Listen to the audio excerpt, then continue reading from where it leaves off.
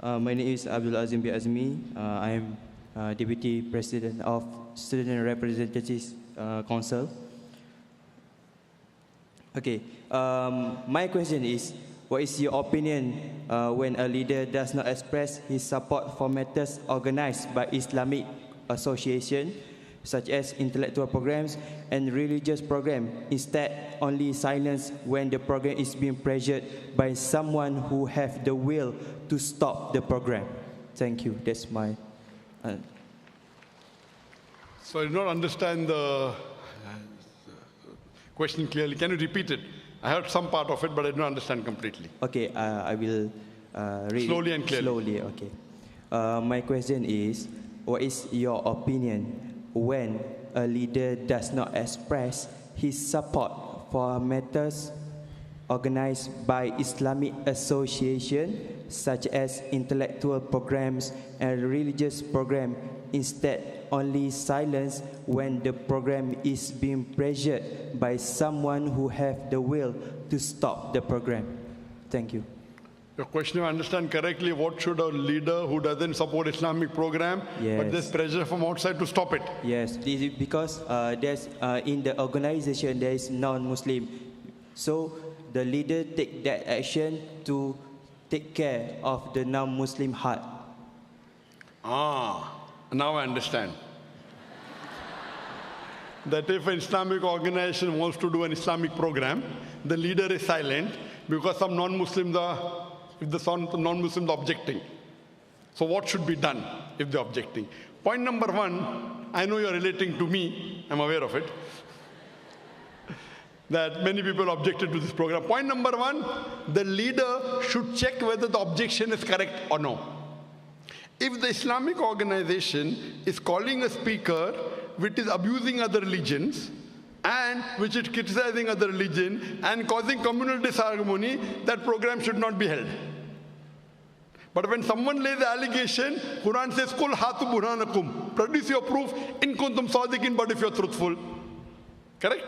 I know that many a time when I go in this country, the Indian non-Muslims, they object 100 times more than the Indian non-Muslim in my country. I don't know why. When anyone objects, what should the leader do? The leader should not be scared that he'll lose the election. The leader should be for justice. Allah says in the Quran, in Surah Nisa, chapter number 4, verse number 135, Ya ayyuhalladhina amanu, oh you believe, stand out for justice and witness to Allah subhanahu wa ta'ala, even if it be against yourself, even if it be against your parents, against your relatives, rich or, whether they're rich or poor. He should say justice. So if someone is laying allegation and saying, okay, Dr. Zakir Naik is causing communal disharmony, okay, get me proof, show me one lecture. Show me one lecture of Dr. Zakir Naik where he's causing communal disharmony. Simple. You know, I've given more than 2,000 lectures. It was said by the coordinator. If you have at least seen 1% of my lecture will be 20 lectures, correct? Forget 1%, 0.2%. At least 4 lectures. So anyone who's laying an objection, first question you ask him, how many lectures have you heard of Dr. Zakir Naik completely? First question. If they show you a clip out of context, you know Quran says do not pray. Quran says do not pray. Do you agree with me or not? No. What? No, I'm right. Who says no? Raise your hand. Quran says don't pray. I'm right. MashaAllah. So what do you do? Not pray? Quran says in Surah Nisa, chapter 4, verse number 43, do not pray when you are intoxicated. So when you read the context, it is saying do not pray when you're having alcohol, intoxicated. But if I quote half, it will give a wrong message. So anyone who says Dr. Zakir Naik is speaking against other religion, you said give the proof. Get me one lecture, full lecture out of the 2,000 I've given. Full lecture. Not clipping of 2 minutes out of context. Only one. Not even 2. Zakir Naik promotes terrorism. Get one lecture. One lecture only. Full lecture. Read. We'll hear the full lecture where he promotes terrorism. Cannot. The world was calling me on counter-terrorism. The head of the counter-terrorism department in UK in 2009 approached me saying, you can reach those Muslims who we cannot reach. Can you help us? I said, under two conditions. As long as you do not ask me to do anything Quran and Sunnah, against the Quran and Sunnah, and I don't want your money.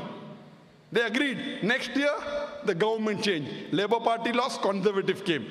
Now they want to call me a terrorist. Ajib. Indian government calling me to give lecture in National Academy, the biggest training center in India for the police. I have given lecture there many times. New government is saying I'm terrorist. Ajib. What's happened to the world? I ask anyone who speaks against me, at least get me one proof, not two, one proof. Not out of context. It is so easy. The media here speaks against me. I ask the journalist, how many lectures have you seen of mine? Not even a single. You don't see a single lecture of mine and telling Zakir is spreading hatred. Is it justified? The leader should not get scared. And if actually the Muslim die is spreading hatred, he should not be called. But don't go out of context. You know, the Malaysian paper said Dr. Zakir Naik is banned in many countries. Do you know I'm not banned in a single country? Only once I was banned in UK. From 2010, and the letter says for 3 years. Officially, I was banned only in one country for 3 years, from 2010 June till May 2013. That's it. There is not a single country in the world that I know of which has banned me. But yet the press says, yes. That's a different question, that half the countries won't give me visa. If a country doesn't give me visa, doesn't mean I'm banned in the country. Indian press says, I'm banned in Malaysia. Ajib. This is the job of the press, to lay allegation. Allah says in the Quran, in Surah Hujurat, chapter 49, verse number 6, whenever you get information, check it up before you pass it on to the third person. Verify it. You don't have to believe it. Unfortunately, what nonsense the media writes. Get proof. That's the reason when Indian government, you know, there is not a single court in the world, anywhere in the world, including India, which has passed a verdict against me. I want to repeat. There is not a single court anywhere in the world, not even anywhere in India, which has passed a verdict against me. Yes, complaints, thousands. There are thousands of complaints against me. FIR filed against me, not a single verdict against me. Even the case which the government has filed against me for money laundering, last year in January 2018, it was a Sikh judge, Justice Manmohan. I don't know him. I have not met him. First time I heard about him. Fortunately, he had seen my videos.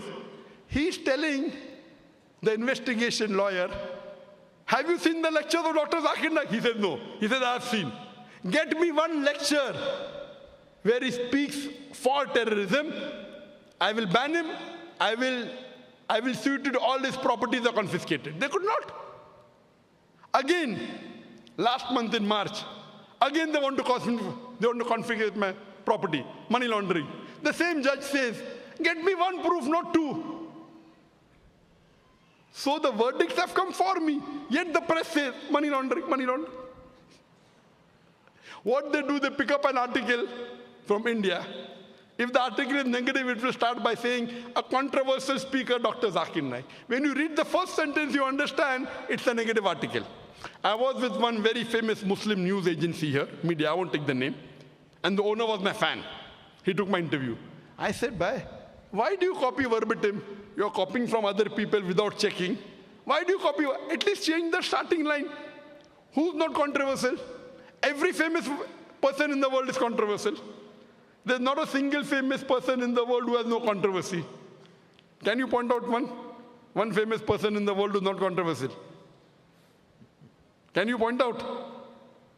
So if they want to write a favorable article, they will say world-renowned speaker. If they want to write against, a controversial speaker. The problem is, anyone lays the allegation, get proof.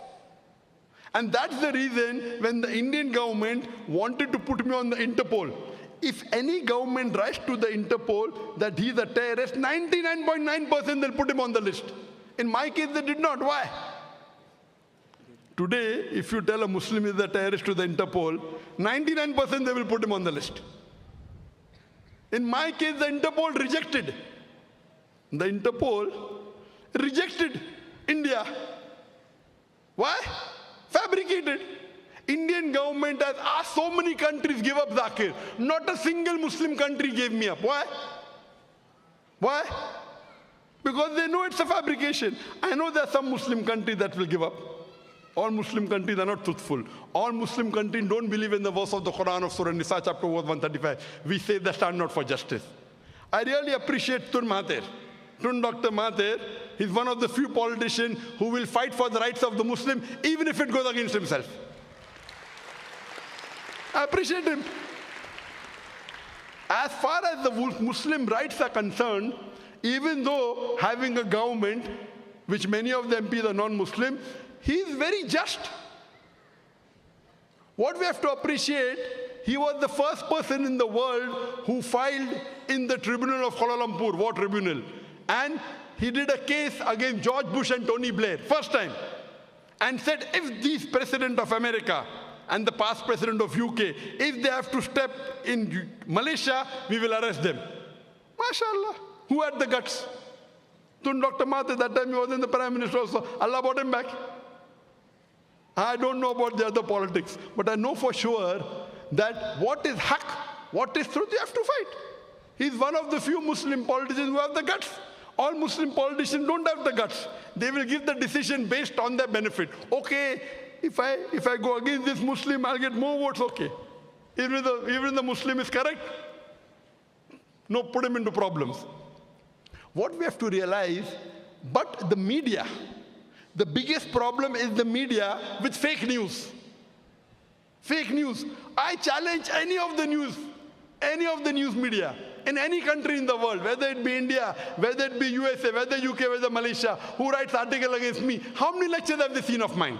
Even if they have seen any one lecture, can they point out that lecture and show it on the television? I will pay the money. That is against humanity. I challenge. They are doing a propaganda. So here, if someone is laying an allegation, the leader should ask for proof. Okay, Dr. Zakir Naik spoke against, get the full lecture, we will see it in an auditorium.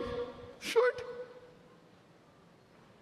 And anyone who has little knowledge of Islam, he will be able to prove that this lecture is not causing communal disharmony. Because Quran clearly states in Surah Anam, chapter number 6, verse number 108, that abuse not those people who they worship besides Allah, the gods who they worship besides Allah, lest in the ignorance they will abuse Allah subhanahu wa ta'ala. Hope that answers the question, brother.